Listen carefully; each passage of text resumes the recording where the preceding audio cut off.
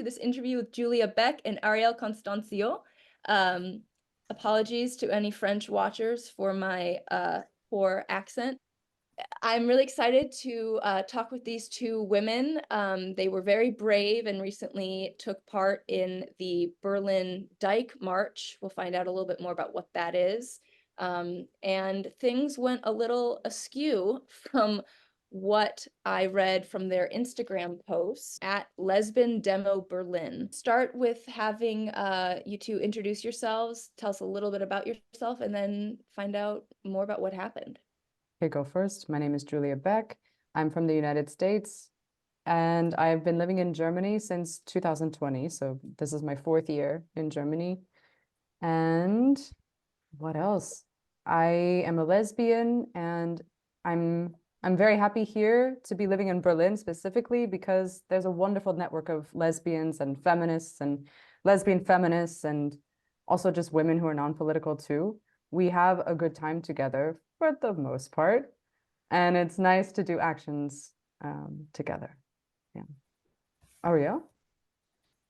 So yeah, I'm Ariel. I'm French. Maybe you can hear that. And I also live in Berlin. I arrived in 2019, and I was at that time. I was still quite present in some queer areas, for example, and LGBT classic mainstream circles. And I saw a lot of dysfunctionings and issues that we can discuss later. And that's how I found radical feminists in Berlin, and I connected to them. And I've been doing photos sometimes for actions that we've been doing together.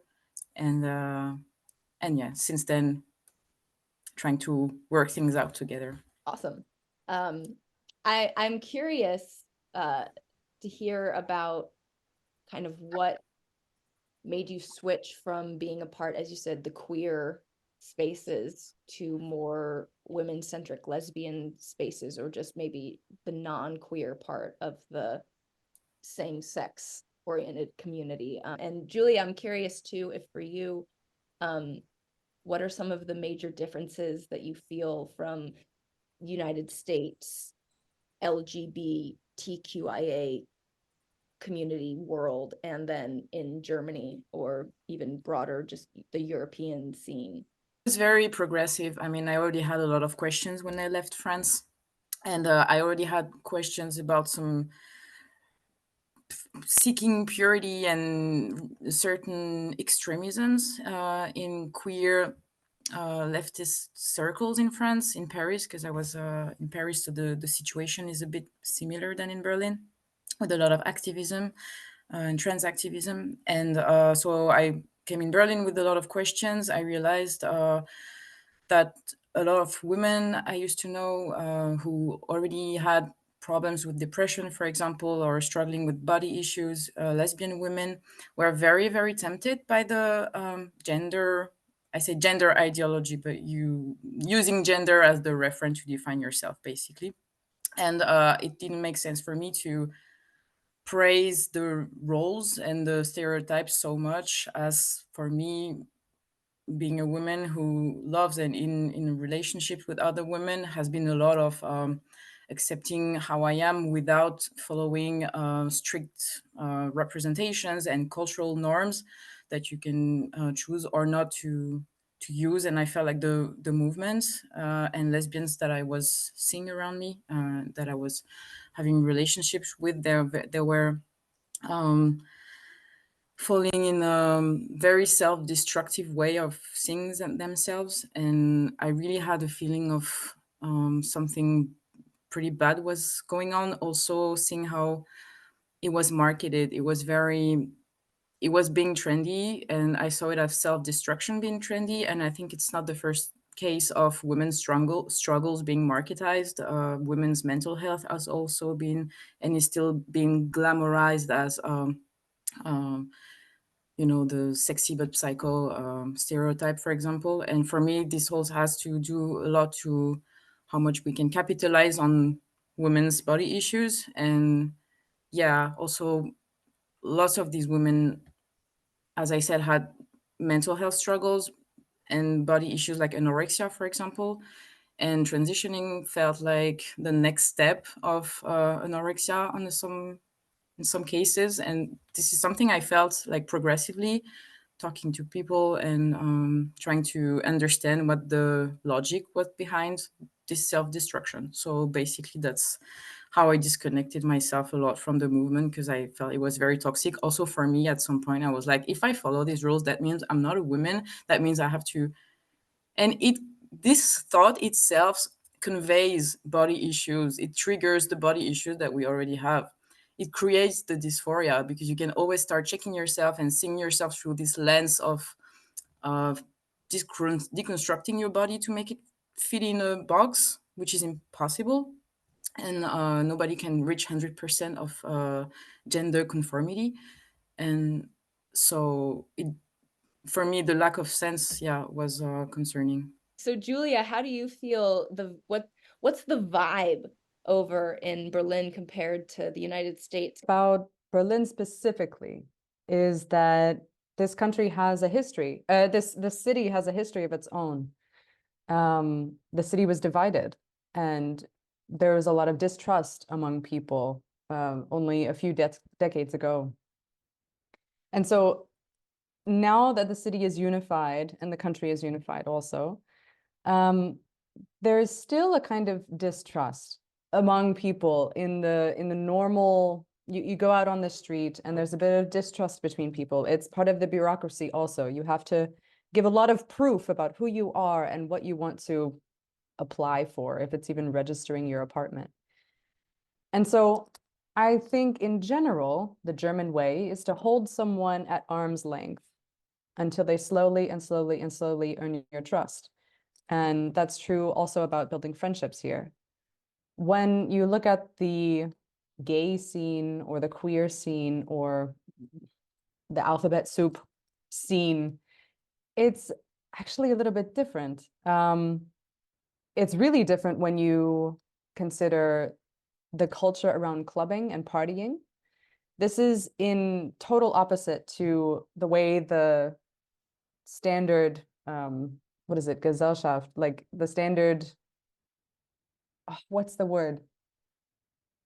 Like where people are living. Is society? Society. Thank you. Oh my God. This is what happens when you another language goes in and the other goes out. Society. Yes, thank you. So I think the club and the party culture is in direct response to this distrustful society. And the gay and LGBTQ scenes are more similar to the party scenes in this way. As long as you have the right identity or the right reference, or if you know the right people, you're safe, you're included, you're welcome, you can play a part. But similar to the States, as soon as you start asking questions or you challenge some kind of strange idea or you start asking questions, then you will be pushed further and further away from the center, and you'll find yourself on the outside very soon.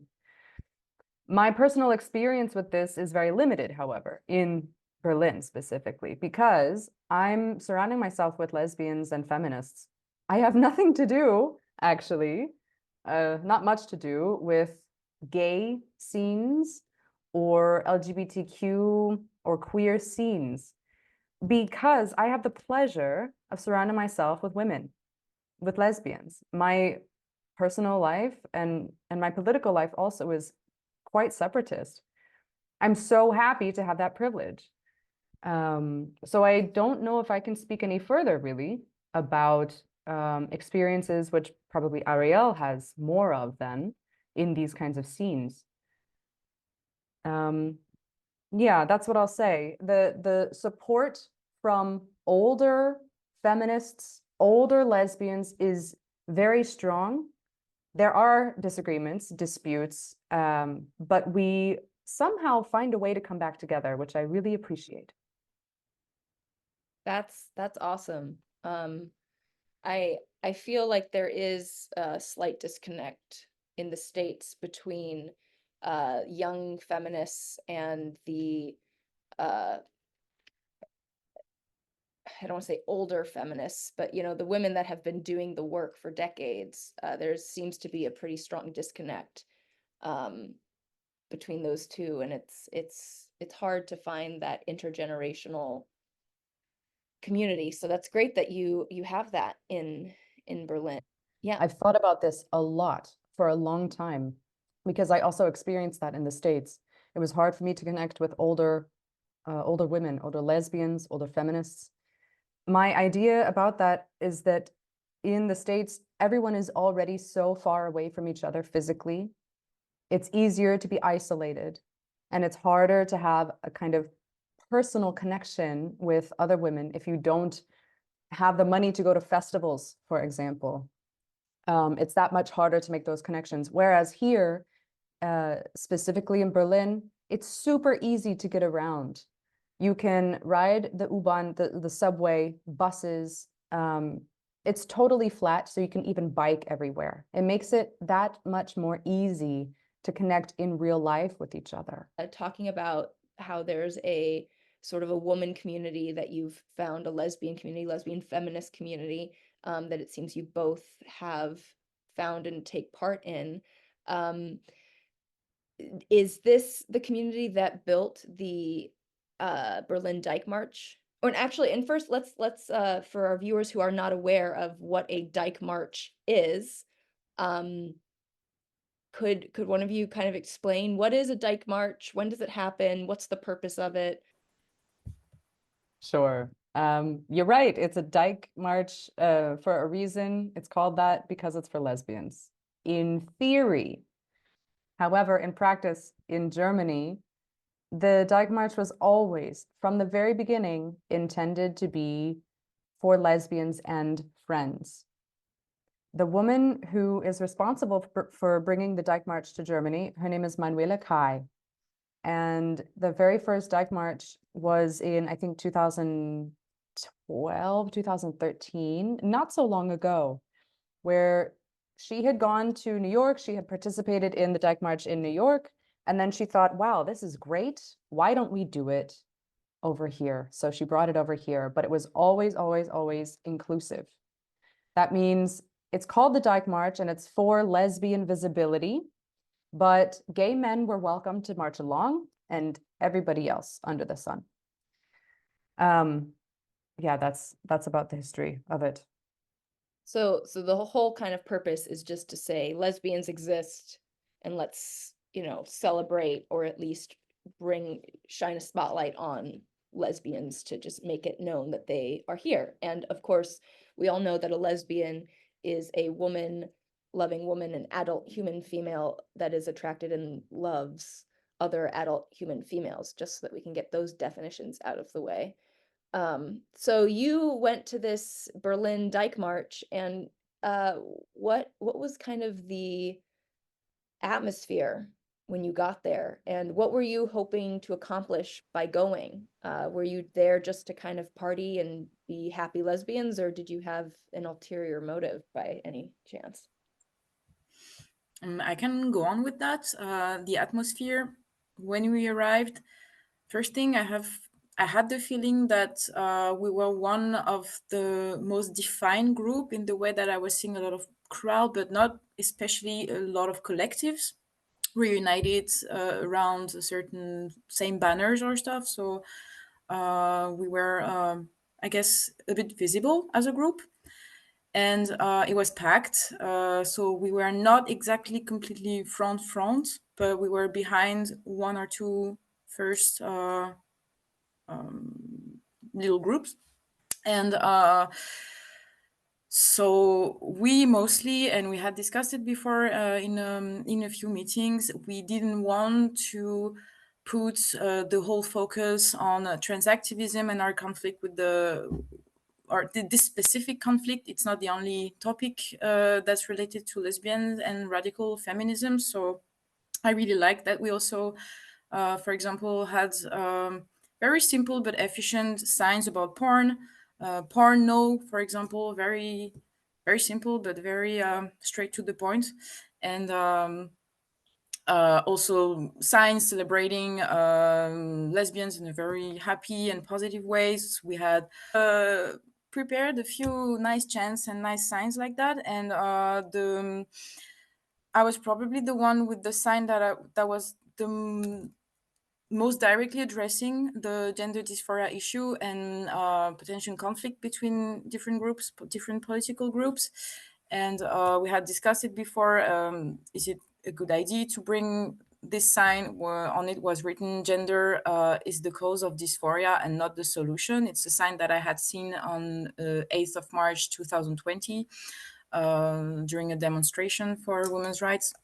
And it directly spoke to me because it's also addressing this language confusion that's being used. And I thought in a demonstration where I am going to meet women who relate to the word gender a lot, who use this word a lot and maybe don't realize what they're expressing using this word. And of course, a sign can't convey the whole nuances and idea. I don't think dysphoria and I don't think gender norms are the only cause of dysphoria, and that's debatable. But I thought it was a good way to address the lack of sense of this ideology.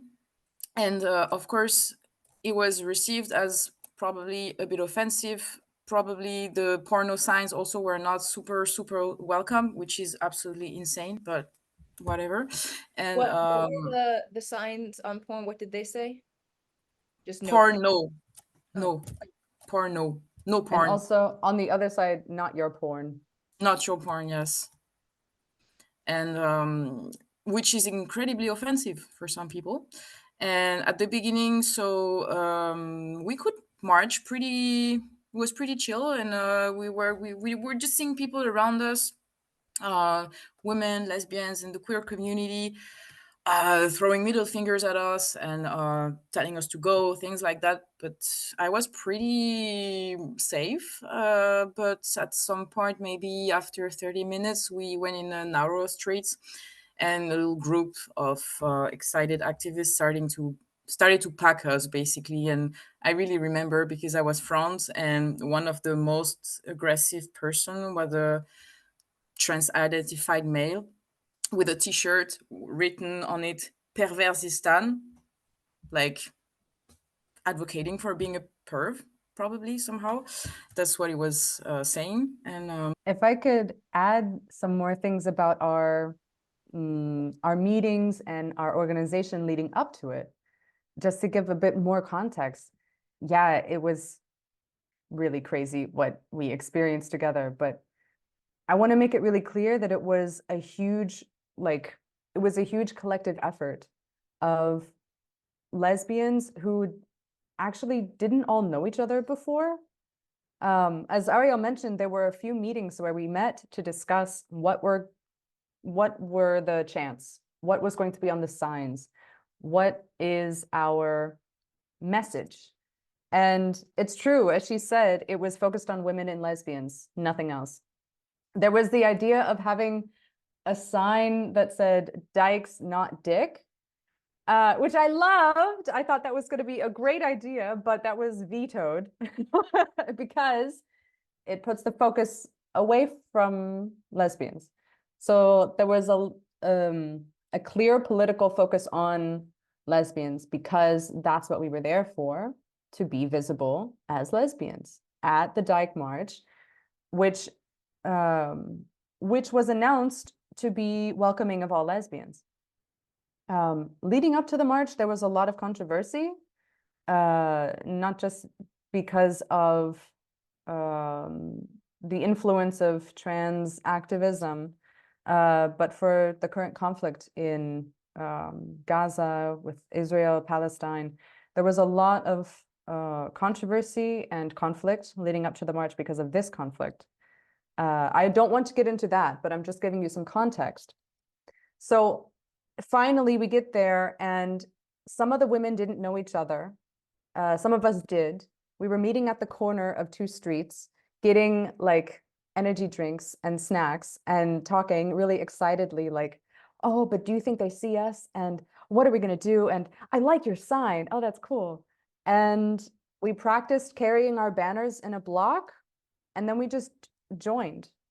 And as Ariel said, we were not a problem. We had no problems except for a few middle fingers. And then the fun started. What I want to say in regards to the political context leading up to the march is that I found it really hypocritical, and this is also in the statement that that was on Instagram. I find it really hypocritical that out of everybody who was at the Dyke March, it was visibly lesbians who were made unwelcome. You said it all. We were the most visibly lesbians, and with lesbian-centered signs, unapologetically lesbian, and kompromisslos lesbian in German. So it was pretty sad to be really targeted as lesbians and as female-only attracted women. So can I ask what is your problem with the current way that the Dyke March it presents itself? Like what you said you met as a group of young lesbians, or just as lesbians, as women, to kind of figure out what your political focus was going to be. So what was the focus that you wanted to accomplish? The political idea comes from very long ago, actually. Since last year, there was a group of lesbians in Berlin organizing a demo. It happened in October of 2023, and it was just called Lesbian Demo, so lesbian demonstration. And this group of lesbians had a very successful demonstration in the rain with music and dancing, and it was great. And you can see some photographs of that on the Instagram page of that group. The same lesbians in Berlin had the idea since then, or a little before that demonstration even, to try to do something either at the Dyke March or around the Dyke March or something, because it was very clear that the Dyke March itself in Berlin is not only for lesbians, even though it's for lesbians. More and more often, the focus was on someone who's not a lesbian, someone who's not even female. So there was this idea from long ago to do something. Then over time, it became more of a reality when we were contacting our friends and women we knew and lesbians here and there, and who wants to be in this block? That was then the idea. We're going to make a block. If the organizers of the Dyke March say that all lesbians are welcome, let's take them at their word. And that was the idea. Okay, we are lesbians. We should have a place here. So let's do it and see what happens. And personally, I didn't expect the kind of response that we got, but I would say despite that, I'm really proud of what we accomplished, because we remained unified as a single block. And we were able to continue after a long time. We were able to rejoin the march, and we were able to be visibly and present as lesbians. So I consider it a success, but that was our idea in the very beginning. We need to do something for lesbians, because this thing that says it's for lesbians is actually not specifically for lesbians. Does that cause a problem for lesbian visibility if there's a event that says it's about lesbians, but then you have a bunch of men walking around? Or like what? I know this seems like a really obvious question, but again, for the listeners who are like, well, what's the problem? So they're including people. Like, why does it matter if everybody's welcome at a Dyke March? I think I can jump here because I don't feel like the problem is that it's open.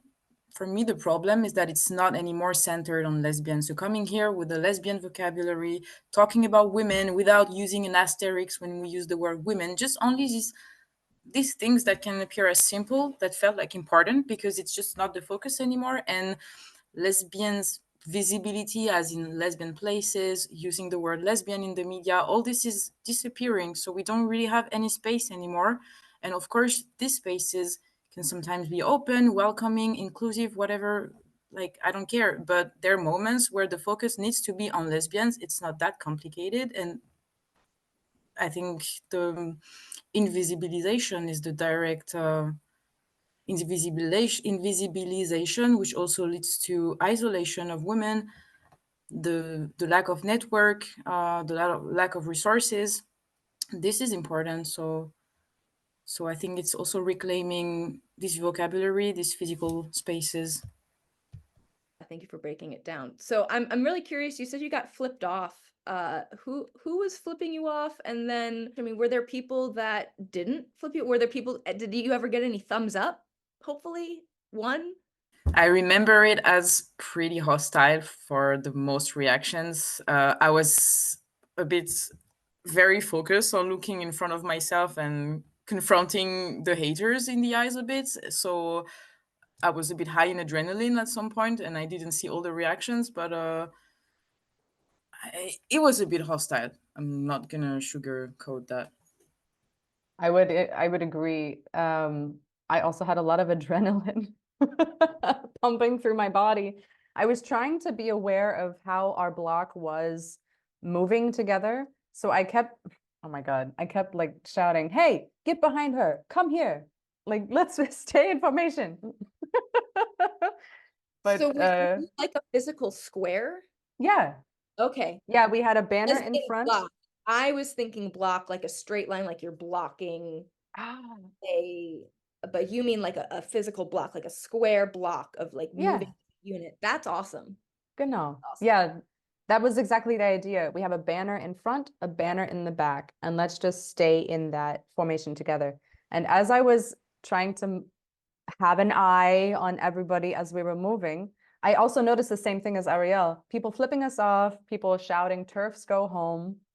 But I will say, I noticed a few times when women were looking at our signs and kind of there was a moment of pause, like, oh, what?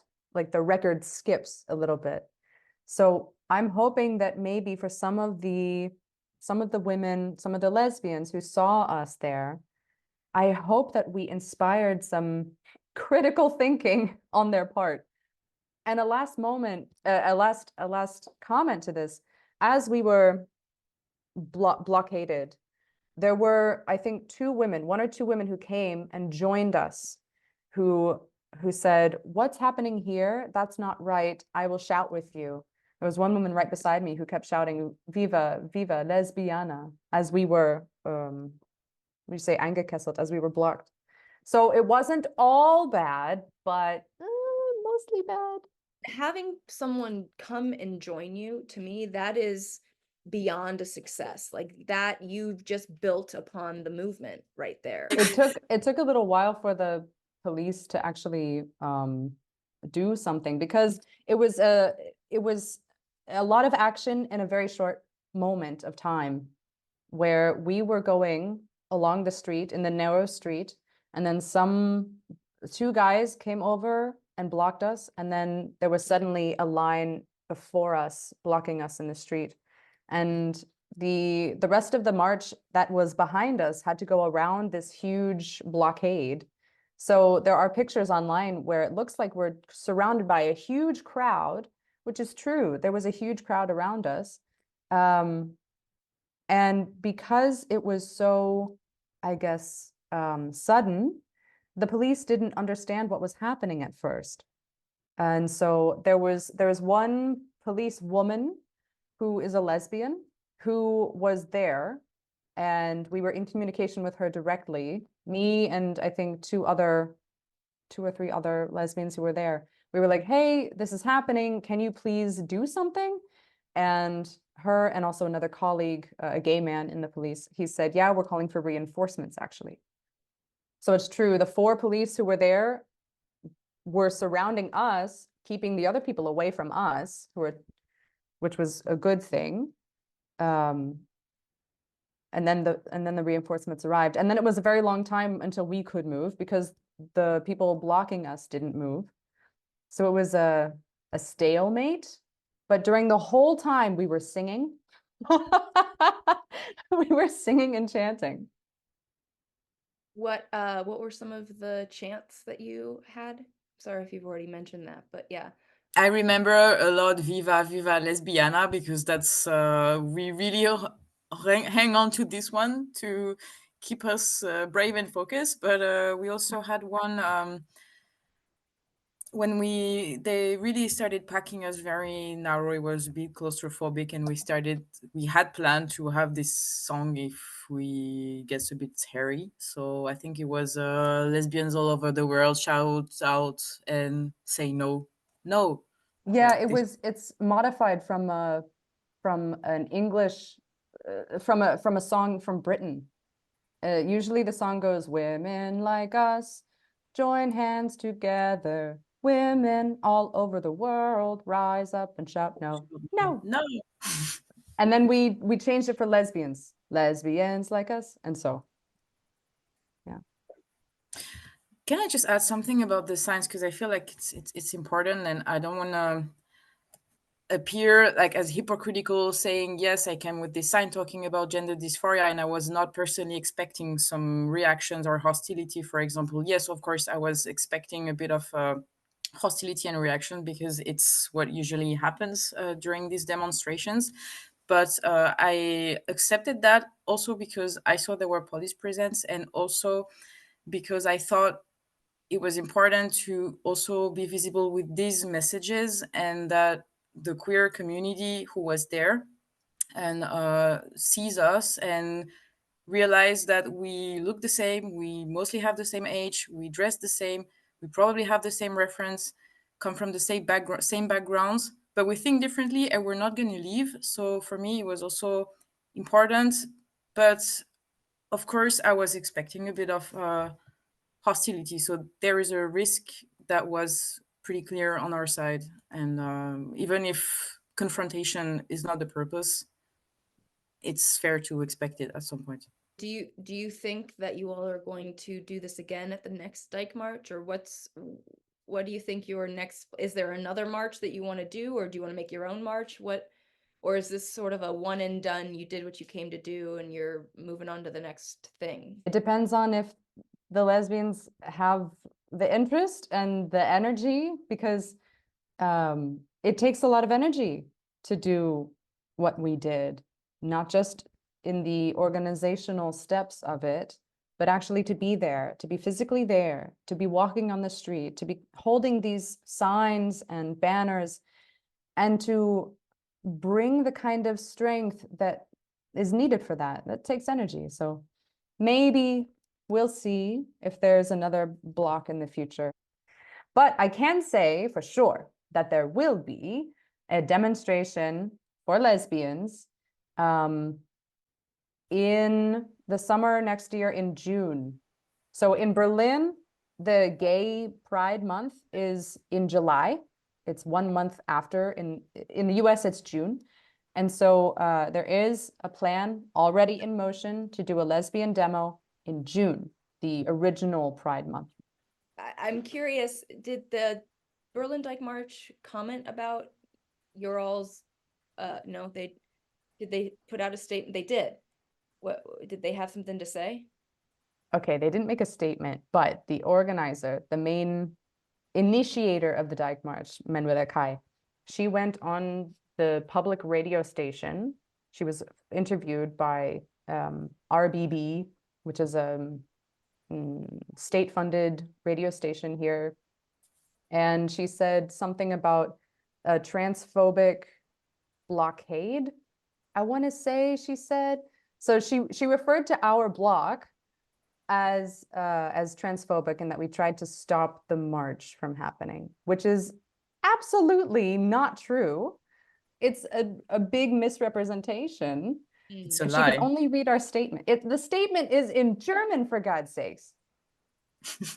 And if you'd like to read that statement, you can go to @lesbian demo Berlin, lesbian.demo.berlin here on Instagram, and read it in both English and German if you'd like to work on your German, or if you're fluent in German. For women that might be listening that maybe want to participate in something like this, how would a woman get involved? How would a lesbian get involved? How could, if a gay man or bisexual person wanted to show support for their lesbian sisters, what could those people do in the future to help?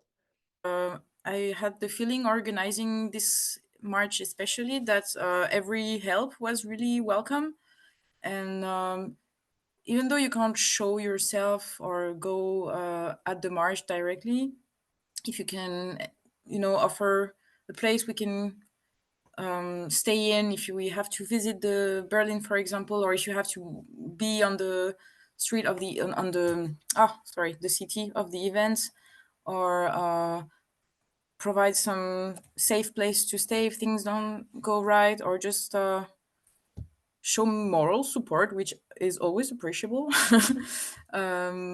Just to say that you don't have to go directly in the streets to help. I really feel like between chance IDs, signs IDs, stuff like that, a lot of help is welcome without directly having to go front row. But if you want to go front row, we're gonna be here as a pack, and no worry.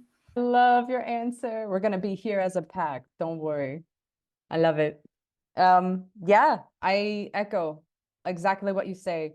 This was one of the biggest hurdles in making the block happen, because there were a few lesbians coming from outside Berlin, traveling hours by train just to be here, and they needed a place to stay. So if anyone can offer that for next time, that's great. Get in contact. And I also would say the same thing as what you just said. You don't have to be in the front row to make a difference. There's a lot of work behind the scenes, and moral support is always welcome.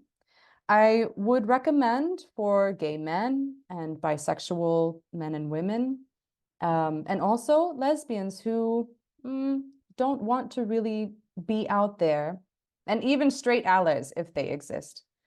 Talk to your friends, talk to your family, talk to people about what's going on. Try to raise awareness about the situation of lesbians and lesbianism, and try to get conversations going.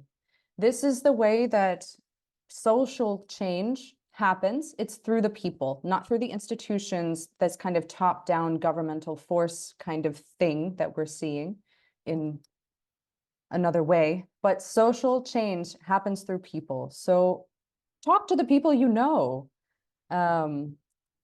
Yeah, and keep your eyes out for the next events. Support those events, share those events, not just our demo, but whatever's happening in your town or in your state. And if you're gay or lesbian, go. Even if it has an asterisk or it says it's inclusive, be present in that space if you have the energy, because just you being there changes it.